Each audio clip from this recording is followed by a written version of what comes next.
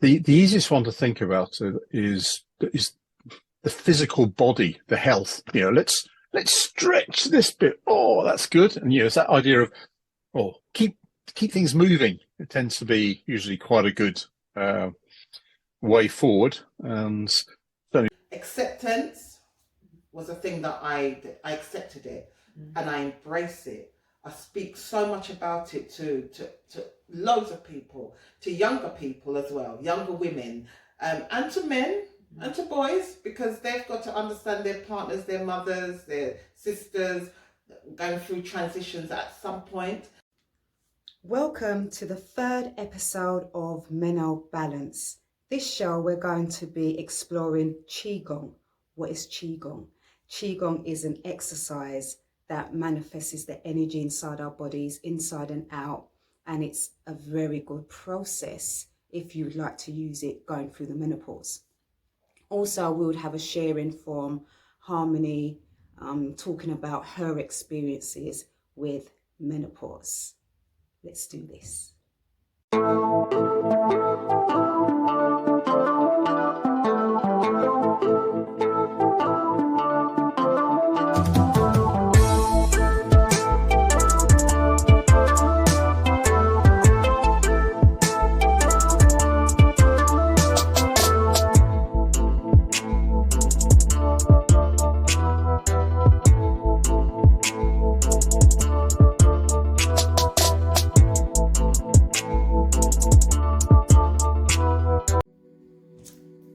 So my experience with the menopause was in the last maybe 2 to 3 years. So I'm 52 now.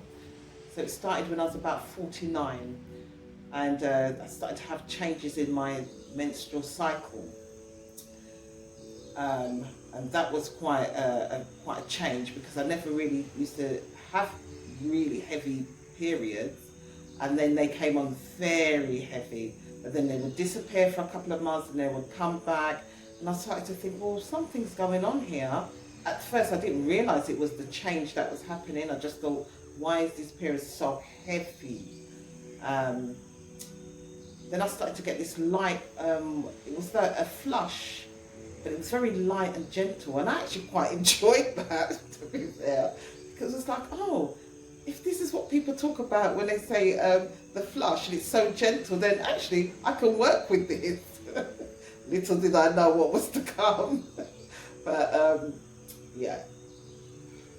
So as it progressed, the period started to disappear, and then I started to seek sort of advice from the doctors, etc., to find out, well, am I pre-menopause, am I menopausal, what's really going on? So I started to seek medical advice, started to do research for myself, and then started to go through the process where especially the flushes started to become even more intense. So the symptoms that I experienced was a lot of night sweats, and then I started to develop a level of anxiety that really threw me off. I mean, how that came on, I just started to have a lot of fear, and I actually had to take time out of work for a period of around 4.5 months. Thank God that my workplace was very understanding in the journey, but I had to take time out. The fear and the anxiety was overwhelming. I really sunk into myself. But during that period as well, I took time to do research, to find other sort of methods to help me in that journey, and really put them in place to come through the other end. Looking at sort of alternative medications, speaking to other people about what they were taking or had taken, see what supported them on their journey. So I tried so many different things. Some worked, some didn't. Some worked for a time and then stopped working. So because it's such a changing, such a variation, and there's so many different symptoms. So one day you could be feeling one sort of way, and that particular medication will work for that, or not medication, like alternative medicines. So I took things from Holland and Barrett. I found my own kind of medicines. I just did lots of research. I had a friend that sent me stuff from Dubai. I mean, I went in deep. Like I said, I spoke and spoke and spoke to so many different people. Personally, didn't go down the HRT route, or I haven't yet, because I mean, I'm still in the process of the menopause, so not yet doubled with HRT. Anything else you'd like to share with regards to your experience? Definitely talk about it. Yeah. Do not suffer in silence. When you start to express it and talk about it, you'll start to see all these beautiful nuggets that come. People have beautiful information to give you that they can share with you, and you can share with each other. Express it. Do not hold it in. It's nothing to be embarrassed about. It's nothing to hide from. It's a natural part of the journey. So embrace it, express it, communicate, share. Yeah. It's important. Wonderful. And that is such a lovely note to finish on. Excellent. Well done. Thank you. Thank you for coming.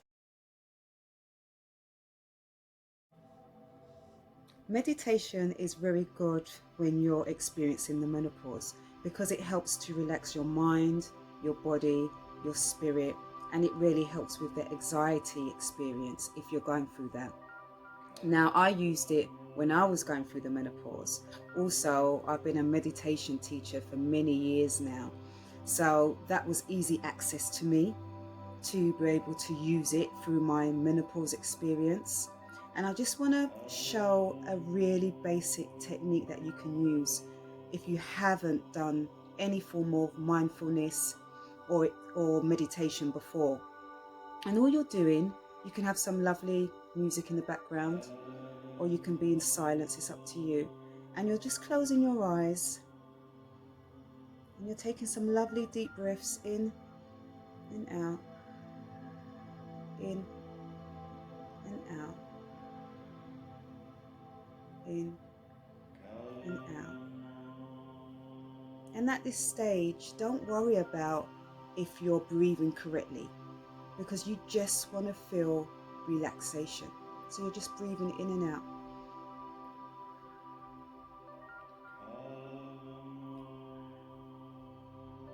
And when your brain is racing, so you're seeing thoughts, you're feeling thoughts, just let it go by like a train. Let it go by like a train. And you're maintaining the breathing in and out, in and out, in and out. And now you're just sitting in silence. And what you want to focus on is your breathing. So you're just focusing on your breathing.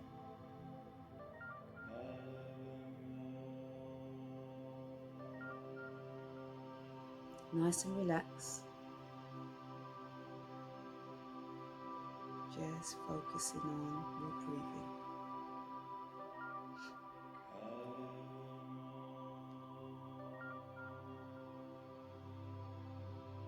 And you can do this for 1 minute up to 3 minutes to start off with.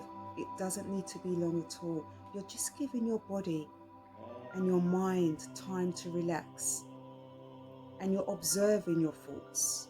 You're not being your thoughts. You're observing it. And you will feel and see a difference with regards to anxiety and feeling panicky at times with the menopause. So just, experience it, have a go, and see if it works for you.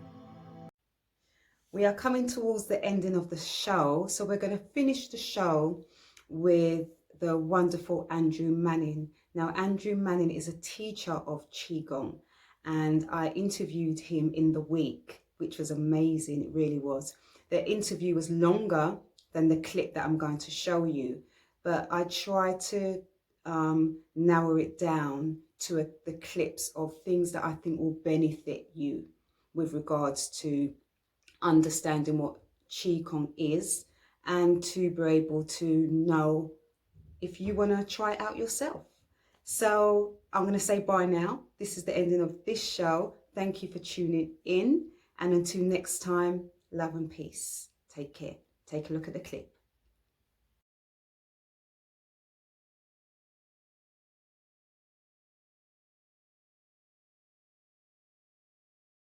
Originally, it's like a few thousand years ago, this came from movements that people did to help their health and movement. It was largely people working agriculturally in fields, etc. They go, or backache, or this, that, and the other. And those began to get systematized, and then it moved towards being more a phase of more like sort of shamanic dancing. So there's kind of a dance element in there as well. And then it progressed into being lots of different systems of movement for this, that, and the other. There's a thing called Dao Yin, which is a kind of earlier version of qigong, which is more stretchy, put it that way. And so each of these systems began to take shape. So there's one like the 5 animals, and I'll just run through a couple just to give you an idea of what they're like. The 5 animals is what it says, 5 animals, so deer and bird, crane, monkey, tiger, bear. And it's to some extent putting yourself in the mindset of that, but it helps stretch the imagination in a slightly different way and come at energy from a slightly different focus. So that is, in some ways, it's more energy focused, but it's kind of from around AD 70 or something. So it's kind of relatively old. It's one of the earliest ones. And then around 1400 or so, there's one of the most popular ones, which is the 8 Brigades, which is one that I'm doing with Jan. Yeah. And that was developed by someone who'd come from a medical background, but was also happened to be in the army, general or some sort of high-ranking thing. And he would get his soldiers fighting in battles and then want them to be ready for the next one. So he developed these exercises called the 8 Brigades, 8 pieces of silk, and they're intentionally intended to give an energy boost and a health perspective.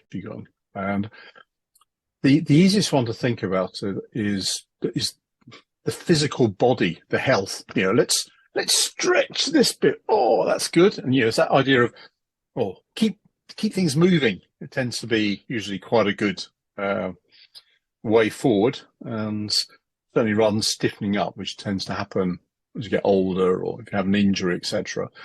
And also associated with that physical body are things like posture. So there's a lot of emphasis on lengthening the spine, being drawn up from the crown of the head, or actually quite often for some people it's here, the occiput, which is more the kind of where the skull meets the neck.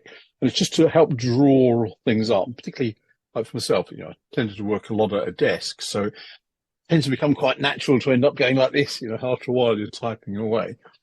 But also doing things like dropping your pelvis and letting gravity do that, so that the body is stretched in a way. You're trying to stretch the soft tissues and relax the soft tissues, which makes the body better able to, it's healthier, but also leads into the energetic side. So on the energetic side, yes, there are lots of movements to do with development of energy. And the stretching of the body is part of that. So there's almost 3 main centers. The upper dantian associated with, you can associate it with the mind, third eye, but also extend it out, connection with that, with everything sort of thing. And the heart, the kind of mid dantian, which you could associate with your heart chakra, the kind of connection with others, that emotional side of things. And you've got the lower dantian, which you can't see unless I stand up. Sort of, it's around here, the core part of the body, a couple of fingers below the navel. And that is very much seen as the energy center for oneself. It's the main energy center. So most martial arts, dance, a lot of things, the movements around here. It's the center of gravity as well, but it's also seen as a key store for energy.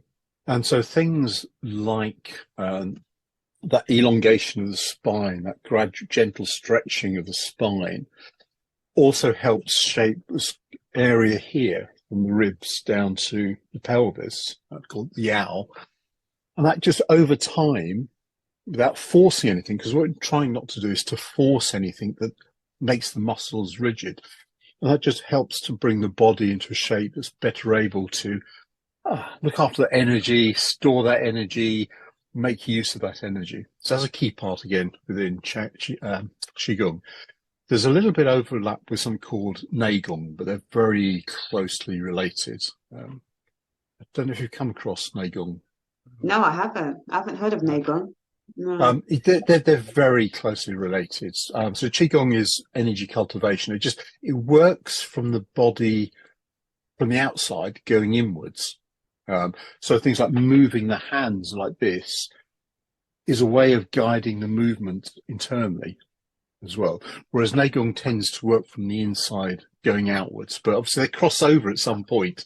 And this is where it also begins to overlap with some of the breathing techniques that you do normally within meditation, mindfulness of breathing, etc.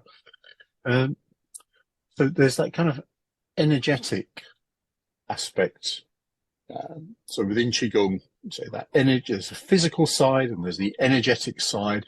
There's an awareness side as well. Being able to, I'm aware of, my finger is actually tingling, or whatever it is. But it's actually that kind of being able to move your attention to different parts of the body, which can help with the healing as well with those. But it's also helping to, in a way, calm the mind, and also to be able to use the mind to take your attention to different parts of your body, that body awareness, which really helps with just settling with things. Some people find mindfulness of breathing quite difficult at times if they're not used to kind of watching the breath.